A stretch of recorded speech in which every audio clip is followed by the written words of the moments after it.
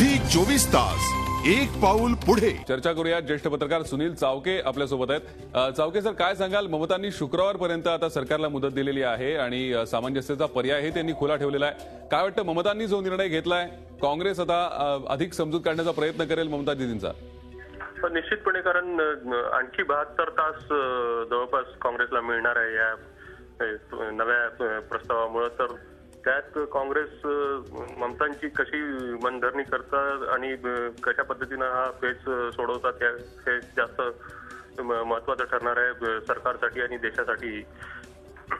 पण ममता बॅनर्जींनी आतापर्यंत जे त्यांच्याबद्दल म्हटलं जात होतं की नुसतंच गरजतात पण ते बरसणार नाहीत, पण तसं आज काही झालेलं नाहीये। त्यांनी निर्धार करून दाखवला आणि सरकारचा पाठिंबा काढण्याचा निर्णय घेतलेला आहे।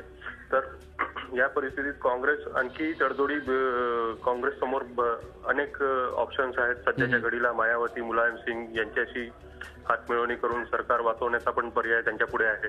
तर अशा परिस्थितीत ममतांशी ते कशा पद्धतीनं वाटाघाटी करतात आणि कितपत त्यातून मार्ग काढतात हे पण बघण्यासारखं ठरेल। अगदी खरं आहे, जसं तुम्ही म्हणतात की अनेक पर्याय काँग्रेस समोर खुले असतील सर, मात्र कशा प्रकारे इतर पक्ष त्यांना प्रतिसाद देतात त्याच्यावरती पण बऱ्याचशा गोष्टी अवलंबून असतील। काय साधारण समीकरणं यापुढे असू शकतील? काँग्रेस कशा प्रकारे विचार करत असेल? काँग्रेस पुढे अडचण आणखी एक नवी निर्माण झाली आहे की द्रमुकनं देखील विरोधकांच्या भारत बंदमध्ये सामील होण्याचा निर्णय घेतला आहे। तर त्यामुळे जर ममता बॅनर्जी आणि करुणानिधी यांचे पक्ष जर एकत्र बाहेर पडण्याची जर हालचाल झाली तर ती मात्र काँग्रेसला महागात पडणार आहे। कारण या दोन्ही पक्षांचे मिळून 37 खासदार आहेत आणि अशा परिस्थितीत 37 खासदारांची भरपाई करणे म्हणजे मुलायम सिंग यादव आणि मायावती या दोघांनाही सोबत घेण्याशिवाय काँग्रेसचा पर्याय राहणार नाही। त्यांच्या दोघांच्या खासदारांची बेरीज 43 होते। तर ती खूपच तारेवरची कसरत ठरणार आहे काँग्रेससाठी आणि हे संकट आणखी दिवसेंदिवस वाढतच जाईल यात शंका नाही। अगदी खरं आहे। ममता दीदी पण असं म्हणत होत्या की येत्या 3 ते 6 महिन्यात सरकार अस्थिर होईल किंवा कोसळेल। काय वाटतं आपल्याला, खरंच अशी परिस्थिती उद्भवेल? आतापर्यंतचा काँग्रेसचा सत्तेतला अनुभव लक्षात घेतला तर तसं होण्याची शक्यता धुसर आहे। कारण 5 वर्ष झाल्याशिवाय काँग्रेसचं सरकार जात नाही असा आजवरचा अनुभव आहे। पण आणि 2008 साली 62 खासदार असलेल्या डाव्या आघाडीचं समर्थन बाहेर काढून घेतल्यानंतर मनमोहन सिंग सरकार वाचलं होतं। तर हा इतिहासही ताजाच आहे। त्यामुळे काँग्रेसचे मॅनेजर्स कशा पद्धतीनं संख्याबळ होतात हे इंटरेस्टिंग ठरणार आहे।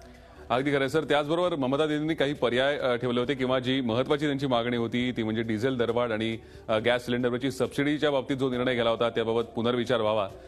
कदाचित काँग्रेस या निर्णयाचा पुनर्विचार करेल असं वाटतं, मात्र अर्थमंत्री आणि पेट्रोलियम मंत्र्यांनी सांगितलं होतं की ही दरवाढ मागे घेणं शक्य नाहीये। हा, ती शक्य होऊ शकेल कारण 5 रुपयांची दरवाढ ही अनपेक्षित होती। 4 रुपये किंवा 3 रुपये होईल असंच म्हटलं जात होतं। त्यामुळे दरवाढ कमी करण्यातला एक म्हणजे वाव आहे आणि त्याचप्रमाणे 6 सिलेंडरच्या ऐवजी 9 सिलेंडर देण्याच्याही प्रस्तावावर तडजोड होऊ शकते। अर्थात एफडीआयच्या मुद्द्यावर ममता बॅनर्जी कितपत म्हणजे काँग्रेसची बाजू मान्य करतात त्यावरच सर्व काही अवलंबून आहे। अगदी खरं आहे। आता बघायचं कशा प्रकारे ही खरं तर समीकरणं जुळणार आहेत आणि यापुढे ममता दीदींची समजूत काढण्यात काँग्रेस यशस्वी होत आहे की ममता दीदी आपल्या निर्णयावरती ठाम राहत आहेत। यापुढे कोणता राजकीय पक्ष कशा प्रकारे काँग्रेसच्या या सगळ्या परिस्थितीमध्ये त्यांना साथ देतोय, या सगळ्या घडामोडी आता फार वेगवान होणार आहेत। दिल्लीमध्ये सर कशा प्रकारे घडामोडी घडत असतील किंवा आज सोनिया गांधी यांनी पंतप्रधान मनमोहन सिंग यांची भेट घेतली, नक्कीच वेगळी खलबतं काँग्रेसमध्ये सुरू असतील? निश्चितपणे आहे, कारण एक गोष्ट निश्चित आहे की पश्चिम बंगालमध्ये काँग्रेस आणि तृणमूल काँग्रेस यांचा जो संबंध आहे त्यातून तृणमूल काँग्रेसला मिळालेलं यश लोकसभा निवडणुकीत आणि त्यानंतर विधानसभा निवडणुकीत तृणमूल काँग्रेसचं सत्तेत येणं 35 वर्षानंतर हे ऐतिहासिक ठरलेलं आहे। तर या पार्श्वभूमीवर तृणमूल काँग्रेसला काँग्रेसची काडीमोड घेणं परवडणारं नाही। कारण भाजप सोबत हातमिळवणी केल्याने काय होते हे याचे अनुभव ममता बॅनर्जींना यापूर्वीच्या 10 वर्षात आलेले आहेत। त्याचबरोबर काँग्रेसला देखील ममता बॅनर्जींना अस्थिर करून चालणार नाही, कारण काँग्रेसची तिथली जी काही आज तिथे जम बसलेला आहे, काँग्रेसचं जे काही अस्तित्व आहे ते देखील संपुष्टात येण्याची शक्यता आहे. तर दोघांचंही नुकसान होणार आहे या. बरोबर सर, त्या दृष्टीने आता काँग्रेस विचार करत असेल. धन्यवाद. सविस्तर चर्चा आमच्याशी केली त्याबद्दल. सुनील चावके ज्येष्ठ पत्रकार आपल्याशी चर्चा करत होते. झी 24 तास एक पाऊल पुढे.